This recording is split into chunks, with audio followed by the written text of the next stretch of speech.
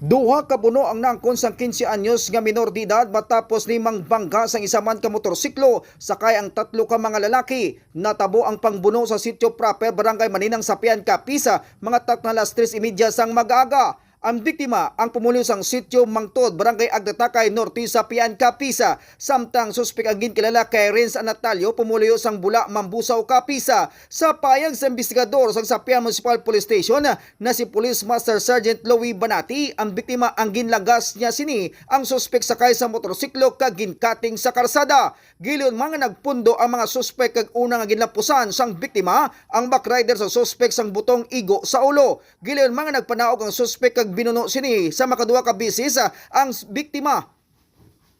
Una nga pagbuno sa dughan apang nakalikaw ini rason nga naigo sa butkon, samtang ikaduha nga buno sa likod ang biktima. Matapos ini nga makita nga dugoon na ang biktima, gilayon man ini nga nalagyot tub-tub subong, wala pa madakpan sa makatapos ang kapulisan sang Sapian Municipal Police Station ang suspetsado. Pag ito ng papahuli na tani ini ang ining mga grupo sa biktima. So pag nung nagpuli do medyo may tema-tema pang natabo. Do ginabantayan nila ang ilang kontra dito sa Fiakman nga gili ng mga unit. Dito paglakat nila, ginbatayan nila ini.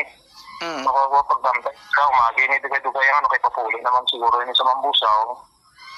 Pinatayan nila ang ilang tatlo man sa batanon sa pag-agi sa motor dito pag lagas nila. So pag lagas nila, inkating nila ang suspect, ang motorsiklo nga ginasakyan ng suspect. Siyempre ang tendency mapundo kagid. So pagpundo, may according dito sa pamangkot man nga upod sang suspect na pagpundo, may dala na kung nanginig sila yung daan niya. Butong, may upod sa mga biktima. Oo. Ito pagkanaog na ginampusan nila ang upod sa itong sang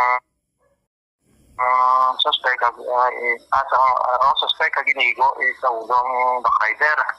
Pag dito na promosyon ng natabo, so wala maguros na kabalo nga may silwa niya dala ang suspect dito na bulaan na itong isa sa atong biktima. Kabahin sa pagpayag ni Police Master Sergeant Louie Banati, ang investigador sang Sapian Municipal Police Station, sa subong ang suspitsado ang padayon pa ginaayam sa makatapos ng kapulisan sang Sapian Municipal Police Station.